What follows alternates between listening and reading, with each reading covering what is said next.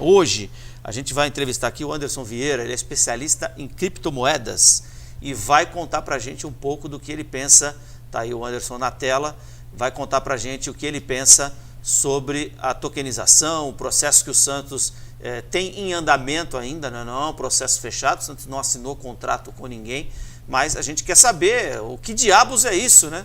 O mundo está indo, correndo, e a gente tem que correr atrás das coisas, das informações. Então o torcedor do Santos que pensa em investir alguma coisa no seu clube vai hoje entender um pouco do que é esse projeto, vamos comparar um pouco com o que fez o Atlético Mineiro, com o que fez o Corinthians e entender bem essa história toda. Ele vai explicar para nós hoje o ponto de vista dele e também como funciona tudo isso. Ô Anderson, vamos falar um pouquinho então desse projeto do Santos. O que você tem para contar para a gente? O que você sabe desse projeto? Pode ser uma boa para o Santos? Essa expectativa do presidente do Santos de ter 30 milhões de reais é verossímil?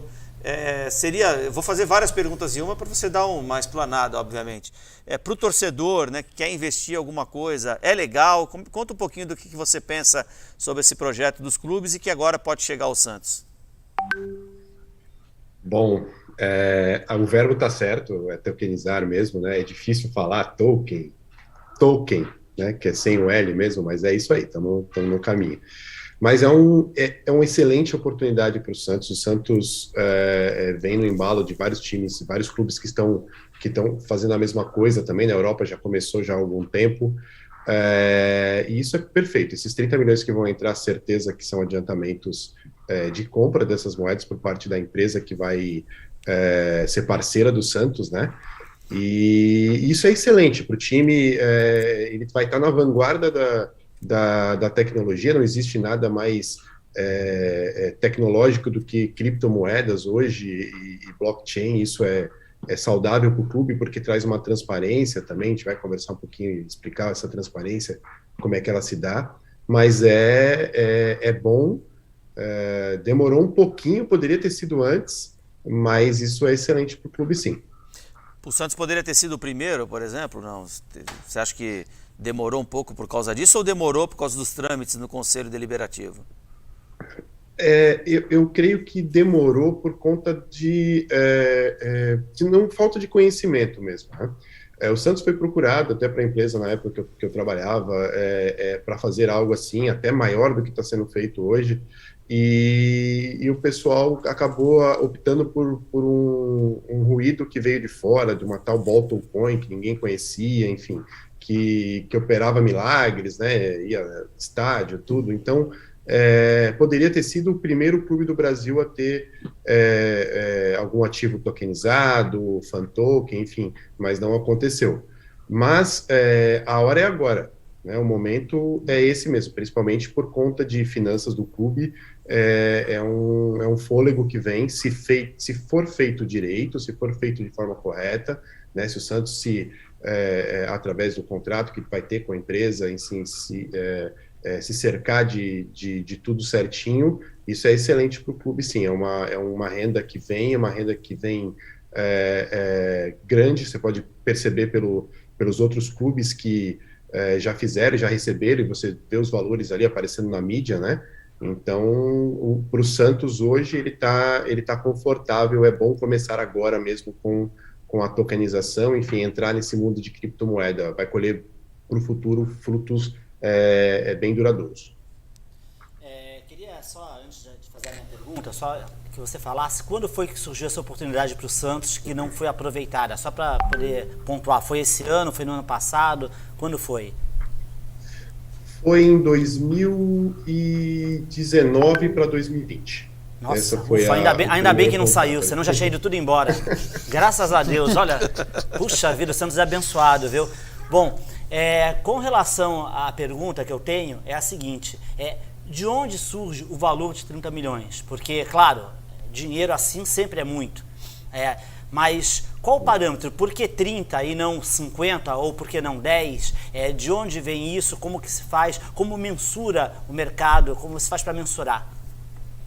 Perfeito, excelente pergunta, porque infelizmente a gente só vai saber exatamente o que é esses 30 milhões quando o contrato sair e o Santos explicar exatamente qual foi a empresa e o que eles estão pensando para isso, né? Mas existem duas formas de se obter isso. A primeira que foi ventilada pelo Rueda foi que existirá uma fan token, né? A fan token, ela é diferente do mecanismo, da tokenização do mecanismo de solidariedade, né? Que é aquele percentual que o clube tem para receber sobre um jogador que ele formou, né? Então, provavelmente, esses 30 milhões vêm daí, desse dispositivo de solidariedade. O que pode ter acontecido? A empresa que será parceira do Santos já adiantou a compra. O Santos provavelmente vai fazer uma cesta de jogadores, né, com 20, 30 jogadores formados na base, essa cesta vai ser, ela vai ter um valor máximo, né? Então, essa cesta de jogadores valerá X milhões de reais, né? Esses 30 milhões vêm daí, né? A empresa foi lá e estipulou que existirão tantas moedas para serem compradas, né? E comprou antecipadamente essas moedas, e ela vai obter esse lucro de volta vendendo essas moedas no mercado depois, né? E aí daí que vem esses 30 milhões, isso é tranquilo. Alex. Não, eu confesso que eu não entendo muito desse tema, então vou aproveitar para entender. O torcedor comum participa como desse processo, Anderson? Ele vai ter... a gente estava falando aí da questão da venda de jogadores e daquele mecanismo da FIFA e tal. O torcedor comum, ele participa de que forma desse processo? Ele compra, ele ganha de alguma forma na frente como... qual é o investimento mínimo que o torcedor tem que fazer, se é que pode? Explica essa parte da relação do torcedor aí com esse processo. Perfeito. Nas duas partes, né? Quando você fala de fan token, o torcedor ele é o principal ativo ali, né? Então, o Santos vai prometer para o torcedor que aqueles torcedores que detiverem essa moeda do fan token, eles vão ter benefícios exclusivos, né? Começa por aí. Talvez questão de votar em algumas decisões do clube, não acredito que decisões muito grandes, mas vamos dar um exemplo aqui o Santos vai jogar com a camisa branca, com a camisa listrada nesse clássico, nesse jogo, então, ou benefícios do tipo um final de semana com os jogadores, alguma coisa diferente do que existe hoje no sócio-torcedor, né? É uma coisa muito mais exclusiva. É isso que a gente espera que o marketing faça, né? Então, o torcedor adquirindo eu como torcedor comprando, vou ter direito a esses benefícios, né? E aí, pensando como investidor, quanto mais benefícios o Santos propuser ali, disponibilizar para os torcedora, né, mais vai chamar a atenção dos torcedores. Só que as moedas são limitadas, elas não são ilimitadas, elas vão ter uma quantidade X que será vendida e depois elas se encerram, né? E aí cria-se um mercado paralelo, né? Vamos supor, o Alex tem as moedas, eu não tenho, o Santos tem uma grande gama de benefícios para os torcedores, né? E eu chego no Alex, posso falar, Alex, você não quer vender esse ativo para mim, né? Esse token, né? E o Alex pode vender ou não, dependendo da proposta que eu faço por ele. Vamos imaginar que ele comprou por R$100, né? E eu esteja oferecendo 500, né? Ele veja que é uma boa proposta para ele. Então, o torcedor pode se beneficiar por isso, né? Na questão do fan token. Aí, na questão da tokenização do mecanismo de solidariedade, aí já é um pouco mais propício para um investidor do que para um torcedor, apesar de que o torcedor pode entrar também e terá benefícios de ganho em capital também, né? Por exemplo, a cada moeda dessa cesta será vendida por um X valor, e toda vez que um jogador do Santos for comercializado e esse valor retornar para o Santos como dispositivo de solidariedade, quem detiver essa moeda receberá uma porcentagem, né? Então, se eu tiver 50% dessas moedas, né, se eu comprar 50% dessas moedas, digamos que o Neymar seja vendido para o Barcelona e o valor que venha para o Santos seja de $1 milhão de dólares. Eu tenho direito, por causa dessas moedas, de metade desse valor, né? Então é um grande investimento, se você pensar, né? Principalmente falando da base do Santos, dos jogadores do Santos, e pensando no que eles podem gerar de valor com venda, e geralmente são vendas grandes, né? Então, o torcedor ou o investidor pode ter uma rentabilidade bem parruda ali nessa compra desses tokens. Nelson, é assim que funciona. Anderson, se eu entendi bem, qual seria a estimativa de tempo para vocês chegarem nesses valores que vocês estão acordando, né? Isso após ser inserido no mercado, é claro. Uhum. Isso vai depender muito quando o Santos criar a cesta, né, ele já deve ter criado, junto com a empresa, eles fizeram uma métrica baseada nas idades dos jogadores, contusão, valores de vendas anteriores, enfim, e gerar esse valor vamos chutar aqui que essa cesta seja de 50 milhões de reais, né? Enfim, 50 milhões de reais está um bom valor. E o retorno disso vai ser, o ativo financeiro disso, né, são os jogadores. Né? Então, assim, a pessoa que está investindo vai ter que, infelizmente, torcer para que aquele jogador seja vendido lá no futuro. Né? E geralmente é um jogador que já está em outro clube. Né? Então, isso vai depender muito do desempenho do jogador, né? E aí que está o risco para o investidor. Pode ser que o jogador nunca seja mais vendido, ou seja vendido por um valor muito pequeno. Por exemplo, qual que é a chance do Neymar, se ele estiver dentro dessa cesta, de ser vendido do PSG hoje? Ou ser vendido por um grande valor, um valor que traga retorno, né? Então, neste caso do dispositivo de solidariedade, no mecanismo de solidariedade, o ativo é o jogador, né? E se você pensar lá na Fan Token, o ativo realmente são os benefícios que o torcedor terá. Então vai depender do Santos, né? Vai depender do Santos criar esses benefícios, fazer com que a torcida os torcedores sintam vontade realmente de comprar esse ativo financeiro, né? Essa moeda em grande escala, enfim, e ele sinta essa necessidade de obtê-lo. E esse vai ser o ativo. Nós, né, estamos conversando com o Anderson Vieira, que é especialista em criptomoedas, está explicando um pouco de como funciona, né, esse projeto de tokenização que pode chegar ao Santos, deve chegar ao Santos, né, ainda há que se assinar o contrato com a empresa, né, embora esteja adiantado, como já aconteceu com o Corinthians e com o Atlético Mineiro. Felipe Mendonça, sua pergunta. Fala, Anderson, boa noite. Anderson, pelo que você explicou, o Fan Token está muito ligado à valorização ou não ao que o Santos vai oferecer como benefícios, né? E o mecanismo de solidariedade, algo que não depende tanto do Santos, né? Porque o jogador já está fora do clube.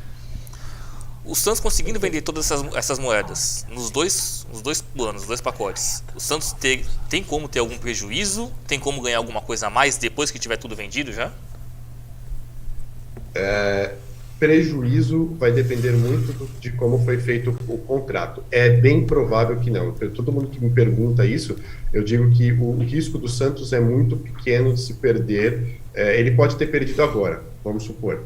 Ele estipulou que, no caso da tokenização do mecanismo de solidariedade, que aquela cesta seja 50 milhões de reais. E essa cesta depois, se você for fazer a contabilidade dos jogadores vendidos, pode ser que se gere muito mais, 100, 150 milhões. Então o Santos vai vender essa cesta por 50 milhões e ela pode valorizar muito mais, e deve valorizar muito mais, né? Então, assim, mas isso não é certo, né? Agora, perder valor, o Santos não vai. O que ele pode ser é que terão custos, né? Esses benefícios que, no caso da Fan Token, ele vai disponibilizar para os torcedores, terão custos para o clube, né? E aí pode gerar um ruído se não for feito com um balanço correto, né? Agora, o risco do Santos é muito pequeno, né? Como eu disse, talvez de não ter vendido a cesta por um preço muito bom, né? E o Santos pode também, um pouco, ganhar dinheiro lá na frente. Por quê? O Santos é obrigado a ficar com boa parte das moedas dessa cesta, lá no mecanismo de solidariedade, né? Então, se o contrato foi feito dessa forma, eu imagino que sim, o Santos vai ter provavelmente entre 70% e 75% das moedas em seu controle, e ele só vai... e ele pode ficar até, né, ele tem que resguardar 25% dessas moedas, né? Ele não pode vender 25%. Então ele vai ter uma quantidade que depois, se a cesta valorizar mais, ele pode vender e pode também gerar um lucro para o clube também. Então por isso que o risco para o clube é muito pequeno, né? Novamente, nós não estamos falando de um contrato que a gente não viu ainda, estamos baseando nos contratos dos times que a gente já conhece, que utilizam desse mesmo dispositivo. Então, provavelmente o Santos também ganha um valor mais para frente com essas moedas. Ô Anderson, a gente tem o tempo um pouco estourado, eu vou fazer umas perguntas para você assim, meio que bate pronto, tá? Bate pronto. Primeiro aqui o Ricardo Alas do Estuário, ele pergunta se essas cestas de atletas são futuros jogadores da base ou jogadores já vendidos. Você sabe, não? Ambos. Pode ter ambos, isso. Tá, ele pode ter ambos. O fan token é uma coisa, né? A cesta de atletas é outra. É outra, exatamente. A tokenização do mecanismo de solidariedade é uma coisa, é uma moeda, é um contrato, o fan token é outra coisa. Isso, o fan token são aquilo que você falou de ter uma experiência com o jogador, de ter uma experiência na Vila Belmiro, de um relacionamento. Perfeito. E tal. Isso, é o que liga mais o clube à torcida mesmo, exatamente. Esse pacote de benefícios que terão agora ou que serão criados mais para frente também. Então, no Corinthians, no Corinthians, por exemplo, de quanto foi a comissão da empresa, pelo que a imprensa anunciou, evidentemente, né, você não conhece o contrato, nem eu, nem ninguém, mas quanto foi anunciado de comissão e se essa comissão é alta ou baixa? Não, geralmente é alta, né? Mas é sempre estipulada em relação à quantidade de valor de moedas que vão ser vendidas, né? Por exemplo, hoje o caso do Corinthians é bem expressivo. Ela foi vendida por $2 as moedas do Corinthians, cada uma por $2, né? Hoje ela está valendo 1,43, 1,45, então ela desvalorizou. Por quê? Porque não gera mais tanto interesse, apesar de ter um interesse muito grande no dia da comercialização, mas hoje já não gera tanto interesse, né? Então a moeda cai, e ainda assim, novamente, o Corinthians não estipulou os benefícios que todos ainda que vão ter, então não gerou ainda a vontade dos torcedores de comercializarem mais essas moedas ainda. Então, assim, a empresa que recebeu, provavelmente recebeu um valor muito grande. O Corinthians não fez cesta de jogadores, nada disso ainda, é isso? Não, pelo que é anunciado na imprensa, ainda não. Só exatamente. Porque, se eu não me engano, até se o Vladimir estiver vendo o programa, ele que me passou essa informação, o Rueda teria falado numa porcentagem baixa, né, de administração da empresa, e que o Corinthians teria anunciado 50%, e que o Santos teria anunciado 5%. Você sabe quanto que o Rueda falou na reunião do Conselho? Ele falou cerca de 5% também, o que é o normal, né? A empresa recebe 5% de moedas, né? Dessa moeda que pode vir a valorizar, como um prolabore ali, uma ajuda por conta de disponibilizar o ambiente dela para que seja feito as trocas e a compra e a venda das moedas, né? É um FII, é uma taxa, né? Não, beleza. Então, acho que foi bem explicado, né? O Anderson, quem tiver mais dúvida pode ir mandando aqui. Eu compreendi bem a explicação, acho que ele foi bem didático nesse sentido. E a gente vai continuar falando sobre isso. Acho que o projeto do Santos tem esse diferencial do Corinthians, né? Ele oferece a cesta de jogadores, né? Por exemplo, o Ney do Gonzaga está dizendo aqui, ó, quem comprou a moeda do Corinthians hoje não consegue vender, não vale nada. Só que o do Corinthians não tem esse negócio da cesta de jogadores, né? E o Santos é um clube que costuma vender e vender bem os seus jogadores. Então, nesse mecanismo de solidariedade é que está a jogada. De repente, você que investiu um pouquinho de dinheiro lá pode recuperar muito mais, além de ajudar o próprio clube. Anderson, obrigado pela participação. Certamente a gente vai conversar muito mais. Depois eu vou pegar seu telefone e vou mandar uma mensagem para a gente bater um papo, tá bom? Um abração. Ótimo. Estou à disposição. Muito obrigado. Boa noite a todos. Valeu, obrigado.